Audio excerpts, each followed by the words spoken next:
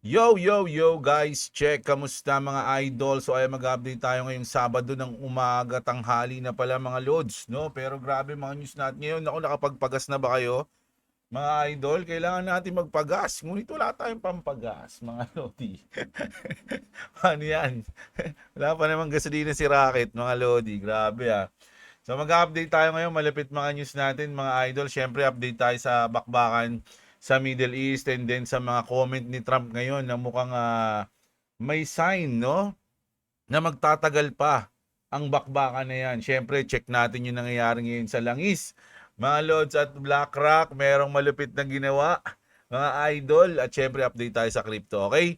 So ayun yung news natin, malupit mga news natin ngayon mga Lodi. So kapit lang, like nyo yung video, at syempre sa gusto ng ganitong content, everyday news, update, hindi kayo papahuli sa balita, mag-subscribe na kayo sa ating channel mga idol. Punta muna tayo sa chart natin. So sakto yung sinabi ko sa inyo kagabi, kahapon, kagabi ba? 'Di ba? Na etong range na to, o 'di ba? Sakto mga idol. So yun nanood kagabi, mga loads. So ayan o, nilagyan natin ng ano yan, nilagyan natin ng linya na blue yan, no? Na etong range na yan, aabutin yan mga lodi. Sa tingin lang natin ha, bago makarecover.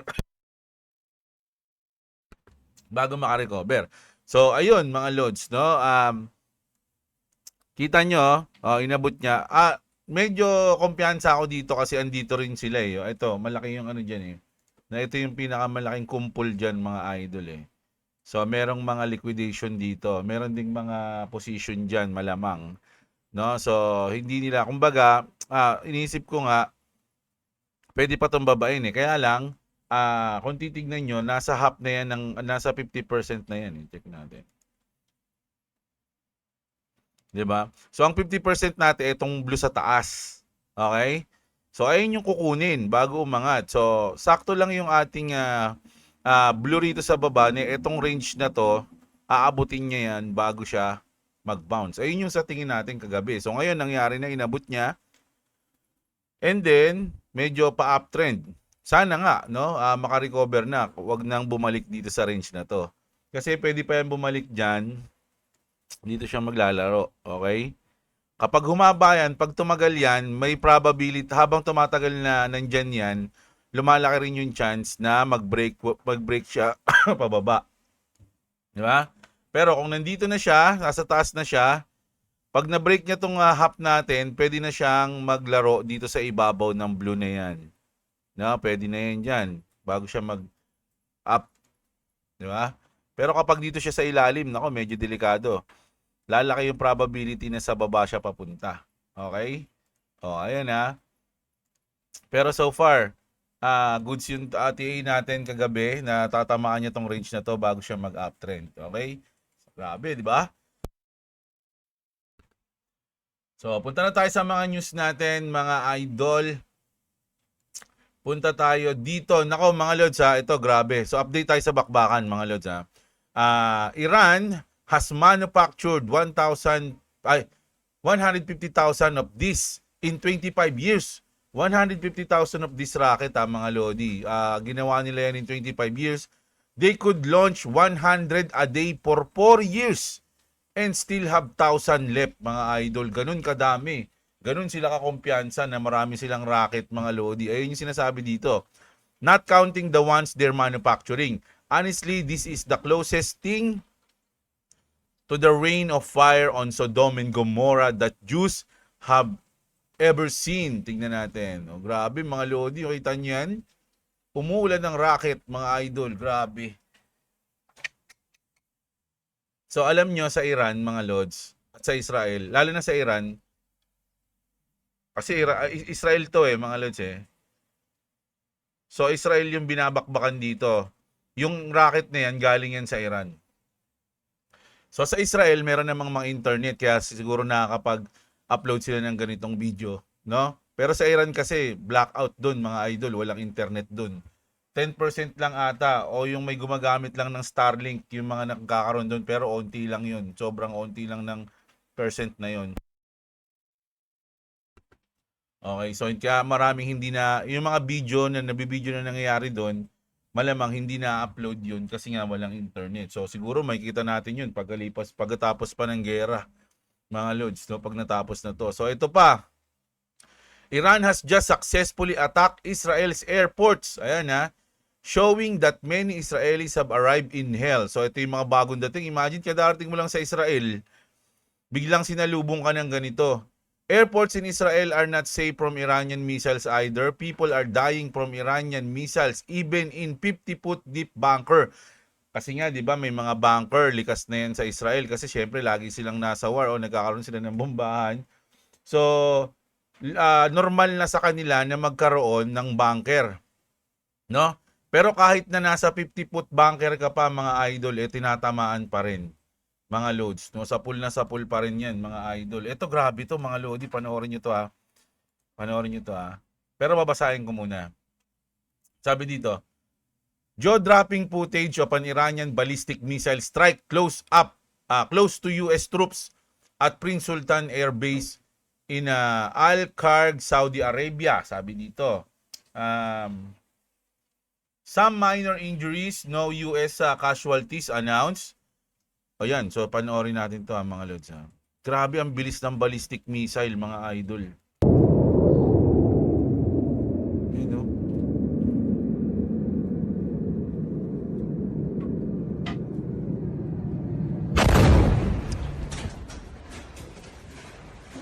Grabe, no? Sobrang bilis, mga idol. Gumanon di ba? So grabe yun, mga lodi, no? Nakakatakot yun. Mga idol, no? Grabe, oh. Pero lagay at sound sila, ano yun. Grabe. Grabe, nakakatakot. So, ayan yung galing yan from Iran, no? So, grabe yung mga rocket ngayon ng Iran. Sobrang tindi, mga lodi. Sabi nga nila, ngayon lang, merong mga, kasi yung mga missile, mga lodi, nadidetect yan. No, madali lang siya i-detect. Pwede siyang salubungin ng mga dome, no, ng Iron Dome. Pero kapag mga ballistic, medyo mahihirapan na yun eh. Mga lod, sobrang bilis. At isa pa, kung yung mga missile nadidetect, yung mga drones hindi. So minsan, ang pinang-aatake ng Iran is yung mga drones para hindi nadidetect, mga idol. So nahihirapan sila. Kaya kailangan sobrang ingat, mga idol, no? Strategic na yung galawan ng Iran ngayon, mga load. So, grabe. Ingat-ingat niya. At grabe, no? Ano kayang feeling nung, kung ikaw yung nagpakawala ng missile na to, no? Kunyari, andito ako. Sige, ito target ko, ha, guys. Ito target ko, guys, ha. Yung airbase sa Al-Khab, Saudi Arabia. No? So, pinakawalan ko ngayon. Boom, ayun na. Tatama na yung tatama na yung missile ko. O, di ba? Tapos, sa pulo, syempre, ikaw naman, ganun, wala, yung isa naman, wala, daplis lang. Di mo tinamaan, no? Kasi nakalagay dito, some minor injuries, no issues and casualties announced. So, grabe, mga loads. Paano pa yung mga nagko-control ng drones? Di ba? Iba na talaga yung war ngayon, mga loads, no? Wala nang put on the ground. Halos puro missile, puro airborne na drones, di ba? Nakakatakot yan. Walang-wala yung Pilipinas diyan, kumbaga kung sakaling tayo kasali dito, wag naman sana, no? Pero kung tayo kasali, wala tayong gagawin kundi magtago lang. Wala tayong pang-defense, wala tayong pang-atake, wala tayong kwenta. Wala tayong kwenta. Yung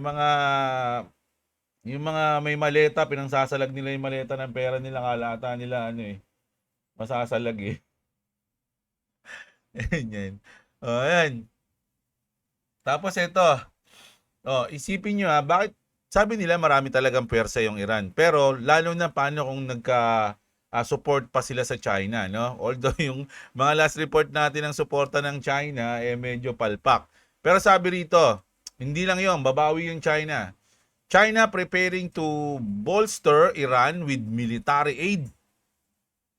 US intelligence officials are monitoring signs that China may be preparing to provide Iran with limited assistance including financial support, spare parts, and missile components. If materialized, Such assistance could help Iran replenish depleted stocks amid heavy missile usage and losses. Many people wonder why Iran holds such strategic importance for China. A key reason is that Iran and Venezuela together supplied approximately 15 to 17% of China's crude oil imports in 2025. Kaya mahalaga yung bansang Iran at Venezuela sa China, mga lods. Kaya hanggat maaari, kailangan silang tulungan ng China. It's now becoming evident to observe that this significant supply stream is on the verge of being severely disrupted or cut off entirely. The question is how China will handle the situation, mga idol, no? Alam nyo, nakakapagtaka sa mga pinapanood kong mga malulupit na taong professional na nag-a-analyze ng mga gulo dito sa Middle East. Marami nagsasabi na na sobrang naniniwala daw yung Iran na kaya nilang talunin o tatalunin nila yung China and Israel, or kung hindi man sila mananalo, you're going down with with us, parang ganun yung nasa isip ng mga Iranians. Although malaki yung chance na hindi sila manalo, pero yung paniniwala nila, mga idol, talagang lalo na ngayon, nagutom sila lagi dahil Ramadan ngayon. Ramadan ngayon, laging galit yung mga Iranian ngayon dahil gutom sila. No? Mga Muslim daw pala, sorry, mga Muslim. Ayan, gutom ngayon, kaya mainit ulo. Tira ng missile. Ayun sabi. So, ayun na nga, susuportahan ng China yung Iran. At dahil dyan, baka magtagal pa to. Pagka ganyan, no? So, eto naman mga Lods, no? Kung kayo ready at may mga gusto pang tumulong at gustong tumagal, eto yung sinabi ni Daddy Trump, mga Lods, no? There will be no deal with Iran unless there is unconditional surrender, mga idol, no? In response, oil surged toward $90, its highest level in 2 years. The Fed's nightmare has arrived, a weak job market and inflation pressure. On the 18th, we have the rate decision with projection. It will be a definitive day, mga idol, no? So, sabi nito ni Daddy, mga idol, walang deal na mangyayari. Kahit ano pang sabihin nyo, kahit makipag-deal pa kayo, walang deal. Ang gagawin lang natin, ang tatanggapin lang namin is kung susurrender kayo. Ano pa? Kung susurrender kayo, and after that, and the selection of a great and acceptable leader. Kumbaga, halos US na yung mamimili kung sino yung magiging leader ng Iran pagkatapos ng gera na to. And we, and many of your wonderful and very brave allies and partners, we will work tirelessly to bring Iran back from the brink of destruction, making it economically bigger, better, and stronger than ever before. Iran will have a great future. Make Iran great again. Thank you po. Yun na. Sumbaga, ang gusto mangyari ni Trump, mga idol, is pag sumuko kayo, pag sumurrender kayo, pipili tayo ng magaling na leader, tas aayusin natin ang Iran. Ibabalik natin sa dating husay niya. O, di ba? Sa dating galing, dating ganda niya. Tutulungan namin kayo pag once na sumuko kayo. Ganun yung sinasabi ni Daddy. Pero kung ayaw nyo, di bakbakan tayo hanggang kung kailan nyo gusto. Sabi nga dito ni Trump, no time limit on Iran war. President Trump said that there are no time limits on how long the conflict with Iran could last, adding he wants to get it done. Mga idol, no? Kahit anong basta matapos yan. Walang limit. Kailangan lang natin siya matapos, di ba? Earlier, he suggested that the US-Israeli campaign could last 4 to 5 weeks from when it began on February 28. So, noong una sinabi niya 4 to 5 weeks lang. Pero ngayon, no time limit na. Basta matapos yan. Ayun yung sinabi ni Daddy rito, mga idol. Okay?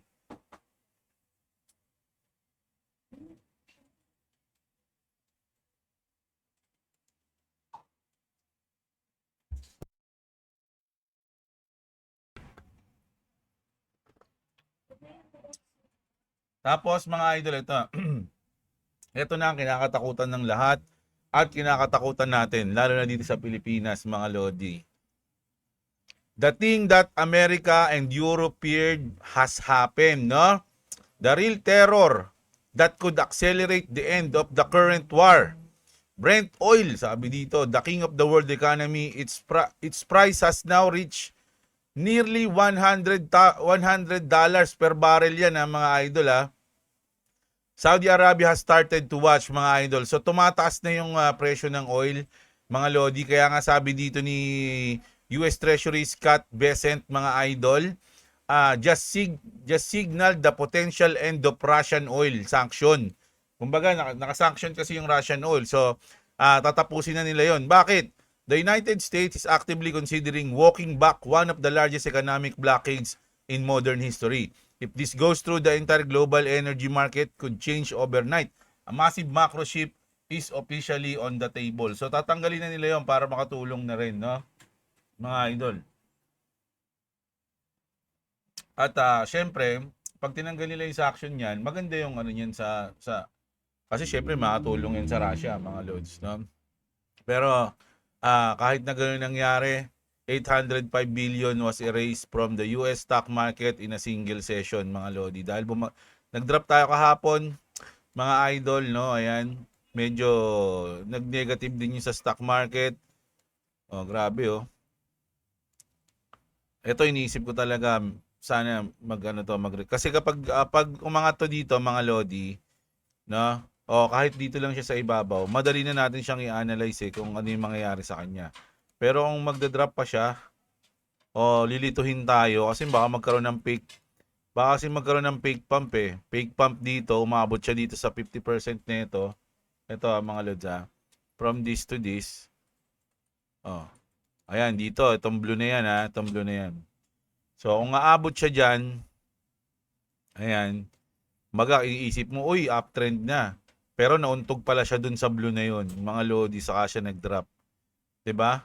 So, pwedeng ganun mangyari. Maraming maraming senaryo, mga idol. So, ano na lang natin, relax lang tayo. Ngayon, medyo hindi pa natin alam eh. So, abang-abang lang tayo. Kapag kumawala na siya dito, pwede na tayo mag-decide dyan and then abangan natin siya dito sa 50%. No? If mauntog siya dyan, nako, medyo delikado yun. Baka bumalik siya sa baba. Pero kung i-break niya yon, may chance na ma-break niya na tong taas, mga lodi. Itong range na to. Ayan, itong range na yan. Mapunta siya dito sa range na to, okay? So, ayun yung gusto natin mangyari. Mapunta siya above dyan. Maglaro siya dyan bago siya mag-break out, no? Ganun, dapat, no? Dapat pero hindi natin alam kung ganun yung mangyayari, mga idol. So, punta tayo dito ngayon. Ayan So, 805 billion, mga lodi sa stock market. Ang laki niyan, mga lods, no? So, pati Nintendo, ayan nagreklamo na sa tariff. Nintendo is officially suing the United States government over Trump administration tariffs. There are not just fighting the policy. The gaming giant is legally demanding a full and prompt refund paid out with interest. The corporate pushback against the new trade regime has officially escalated, mga lord. So, gusto nila ng refund. No, kasi syempre, laki ng binayaran nilang tariff. So, gusto nila yon, mga idol, no? Ayan. Anong masabi ng US dyan, mga lords? Pero hindi natin alam kung pagbibigyan yan o hindi. Syempre, alam nyo na. No? Nakadiin ngayon si Daddy. So, punta tayo dito. Ito, mainit itong balita na to, mga lords. Inom lang akong kape. BlackRock. So, tagalogin na natin Ano nangyari sa BlackRock? May fund sila na tinatawag na HPS Corporate Lending Fund, no? Na nagkakahalaga ng humigit kumulang 26 billion o 1.4 trillion sa pera ng peso. Maraming investor ang gustong bawiin ang pera nila, no? Umabot sa 9% ng buong fund o halos 2.4 billion, mga idol, no? Pero ayon sa rules ng fund, pwede lang silang magbayad ng hanggang 5% lang kada quarter para hindi sila mapilitang magbenta ng asset sa mababang presyo. Kaya tinanggap lang nila ang 620 million na withdrawal na at na-block o na-limit ang 1.2 billion na iba pang request. Ginawa to para protektahan ang natitirang investor at hindi maapektuhan ang buong fund. Ano naman sa BlackRock ay sa Blackstone. May malaking fund din sila na BCRED na 82 billion ang laki. Dito umabot ng 7.9 ang gustong bawiin kasi gustong mag-withdraw ng mga investor, mga idol eh. Ayun, BlackRock, the world's largest asset manager, just block withdrawals. Hindi nila pinayagang mag-withdraw yung mga client, mga loads, no? Hindi sila nag-gate, pero nag-inject sila ng 400 million na pera mula sa kumpanya at empleyado nila para ma-meet lahat ng request ng hindi napipilitang magbenta ng maraming asset. Ayan yan, mga idol, no? Bakit nangyari to? Ang private credit market ngayon ay umabot ng 1.8 o to 2 trillion globally. Malaking bahagi ito nito ay semi-liquid, quarterly pero hindi fully liquid tulad ng stock. Maraming investor, no, ang nag-aalala dahil sa economic uncertainty, posibleng tumaas na defaults o bumaba na interest rates. Kaya tumataas ang takot na baka mahirap nang bawiin ang pera kapag maraming gustong lumabas ng sabay-sabay. Ayun yung sinasabi natin, mga idol. Pag sa mga bangko o kahit na BlackRock, kontrolado nila yung pera nyo. Hindi nyo hawak yung pera nyo. No? Hindi katulad ng mga nasa private wallet, no, o hard wallet o yung hawak natin, mga lods, ikaw mismo, nasa iyo yung pera mo, no? Yan, pag hawak nila, hindi mo kontrolado kung gusto nilang i-block, kung gusto nila i-post, kung gusto nila i-freeze, wala kang magagawa, mga idol, no? So, natatakot na yung iba, yung mga investor. Sa madaling salita, pero hindi daw to crisis hindi pa ito crisis o bangkarote, no?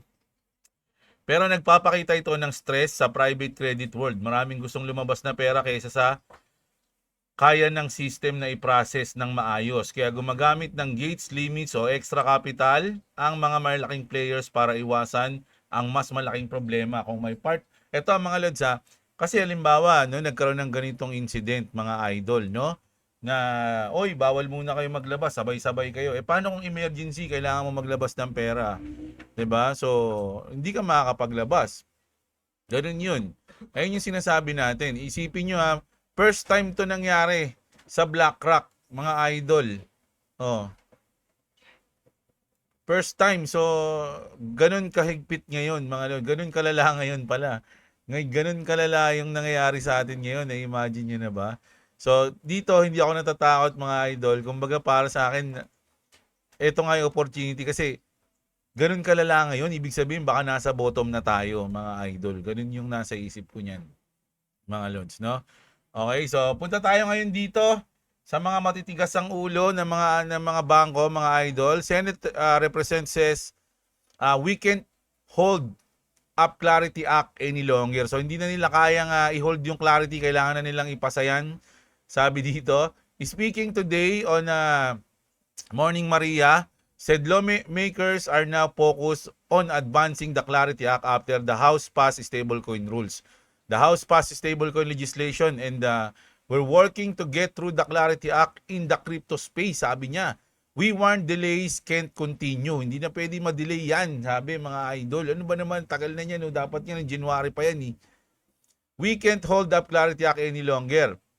Still also stress stablecoins carry major geopolitical weight, saying there is a major opportunity to dollarize the global south and reinforce US dollar dominance globally. O, ayan, mga lods, So, pinipilit na nila yan, mga idol. Wala ganoon talaga. Pero doon pa rin ako bumabase sa sinabi ni Brad na April, mga idol, no?